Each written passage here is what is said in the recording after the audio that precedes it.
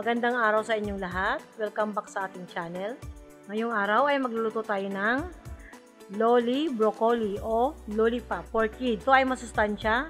Una, ang ating tsokolate ay putol-putulin muna natin.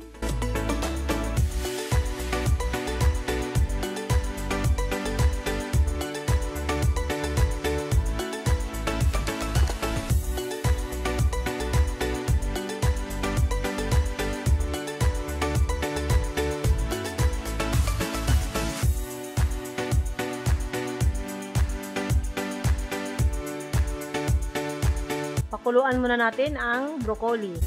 Saglit lang natin itong pakuluan. Hanguin at patuloyin natin ng maigi hanggat sa mawala yung tubig.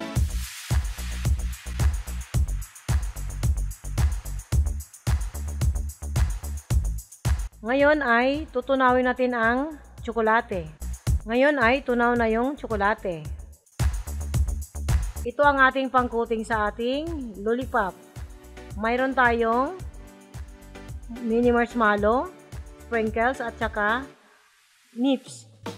Yung ating broccoli pala ay nilagay natin sa freezer para lumamig siya, hindi na siya mainit. Ngayon ay nilagyan natin ng straw. Yan, nilagyan natin ng straw. Mamaya, i-dip na natin yan sa tsokolate. Yan, malamig na po yung broccoli natin ha. Hindi na po yan nagtutubig. Dinry po natin yan sa electric pan, hinangina natin, tapos ilagay sa ref bago natin nilabas. Yung straw pala ay nabibili sa palengke.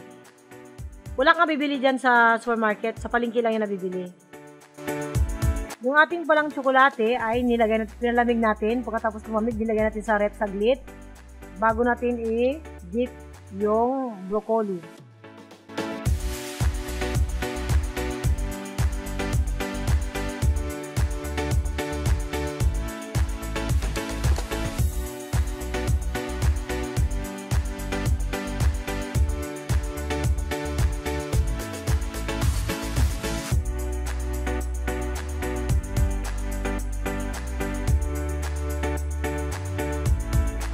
Ito na po yung ating finished product.